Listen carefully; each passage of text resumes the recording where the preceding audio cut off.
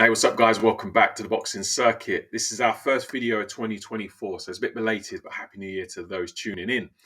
If this is your first time you're tuning into the channel, firstly, welcome to the boxing circuit. As our name would suggest, we are a channel dedicated to the world of boxing.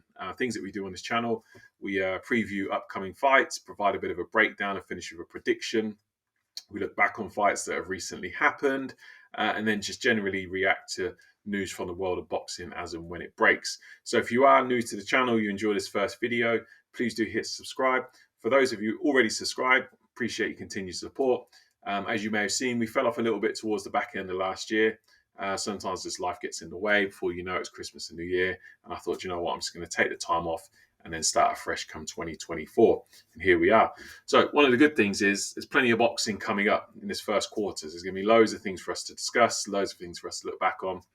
So really important for me as well. If you guys enjoy the content that I put out, if you can engage, I'm really keen to get your views and thoughts on boxing. I'm obviously creating these videos, so I'm going to give you plenty of my opinions. So it'd be great to get your thoughts as well.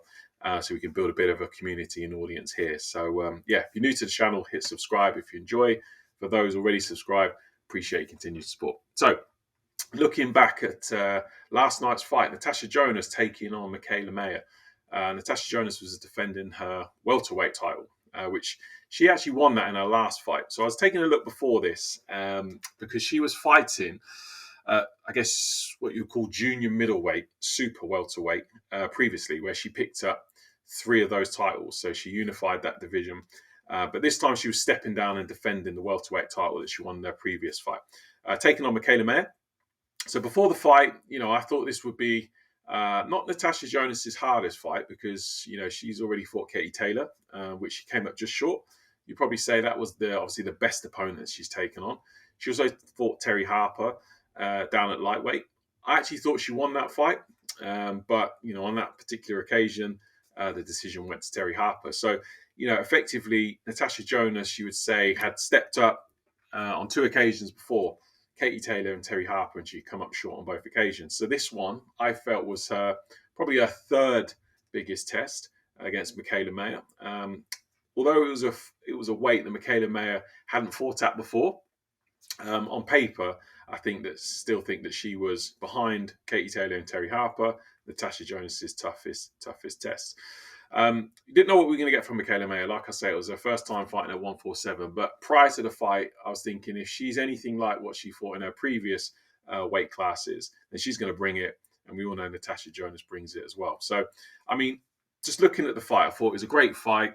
I was scoring it as we went along, so I've started to do that more and more because I always find that when you get to the end of a fight, you sometimes get a feel and a sense for who you think won the fight. Whereas actually quite interested doing the scoring as you go along, because then you're not sort of biased towards the end thinking, I hope that person won, or actually they finished stronger. So, that's what I remember. So I think that they won. Just scoring it as you go along is actually really interesting. So I'd recommend to those who maybe don't score the fights as you go along already, just try that on the next fight. It's really interesting to see the result that you get at the end. So on this occasion, I actually had Natasha Jonas winning. So I actually had it 6-4 is how I scored it at the end of the fight. I could have saw 5-5. There was one round, I think it might have been 8 or 9. Can't remember which round it was, but it's tight, really, really tight. So that easily could have gone to Mikaela Mayer. But I give it to Natasha Jonas. So I ended up with a 6-4 scorecard. So, Natasha Jonas obviously picked up the win in a very, very tight decision, split decision in the end. I personally just felt Natasha Jonas had the cleaner work. I felt like the cleaner shots were coming from Natasha Jonas, but the pressure and the attrition was coming from Mikaela Mayer. I think looking back, Mikaela Mayer, I think that she just sometimes smothered her work a bit too much. Was coming forward, pressurizing Natasha Jonas, which, again, pressure fighter. So some judges do like that and they do score in favor of that. But I just felt that the cleaner punches were coming from Natasha Jonas. And in the end, for me, that did enough. I also think there was a lot of body shots going in from Natasha Jonas, which aren't always obvious until you see the replays. So I felt that it was a fair scorecard in the end. I'm always also interested how you can get one judge who sees it. I think it was 97-93 to Mikaela Mayer, yet another judge sees it 96, 94. So that's like a 4 round swing or whatever it is. So yeah, quite interested to just quite interesting to see the judges explain those. I know they're on different parts of the ring, so maybe they see different things, but yeah, it's quite interesting how those scores can be so wildly different. So Natasha Jonas picks up the win in the end. I would watch it again, so I wouldn't be, I wouldn't say no to a rematch, but at the same time, I feel like at Natasha Jonas's age and where she is in her career, I feel like you beat Mikaela Mayer now. Yes, it was a tight decision. It could have gone either way. You picked up the win. I don't think anyone's really going to argue with that. So perhaps maybe one more, two at best. So in terms of rematch, again, I wouldn't say no to it, but I'm looking at the other weights that Natasha Jonas has fought at. So let's just stay at welterweight. That's what she fought at last night. So the main contenders in welterweight would be Sandy Ryan, who took on Jessica McCaskill back end of last year.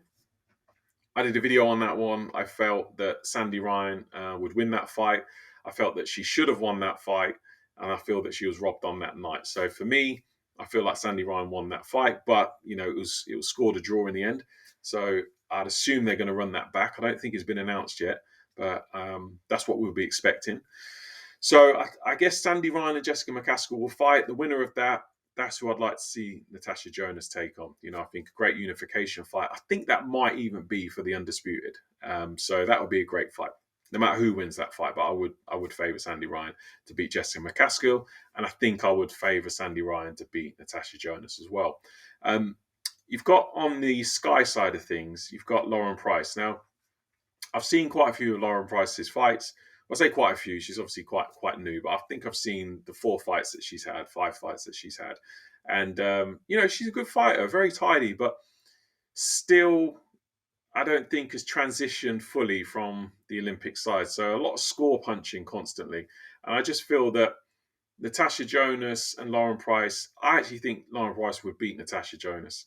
But I don't think it would be a good fight. Whereas someone like a Sandy Ryan against Natasha Jonas, I think would be a good fight because they will both slug it out. I think McCaskill, Natasha Jonas would both slug it out. Whereas Lauren Price, I think, would look to win that fight by point scoring effectively. And I don't think it would be an attractive fight. So for me, I don't really want to see Jonas take on Price.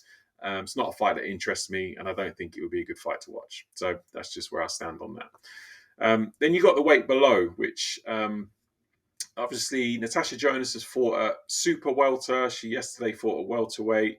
The one beneath that, junior welterweight, you got the likes of Chantel Cameron in there. Got a Katie Taylor rematch potentially. I mean, looks like those two are going to fight each other anyway in the trilogy. But whoever wins that fight could be a good fight for Natasha Jonas if she's prepared to come down in weight. Now, I know she has jumped up 3 weight divisions to win that super welter title, but I don't know where she's at now and whether she could make junior welterweight. But if she could, be great to see her take on Chantel Cameron or Katie Taylor in a rematch.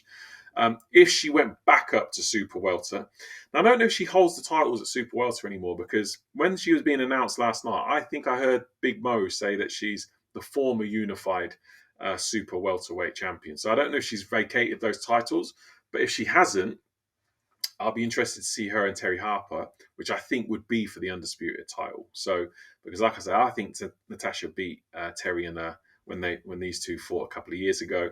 I'd like to see it again.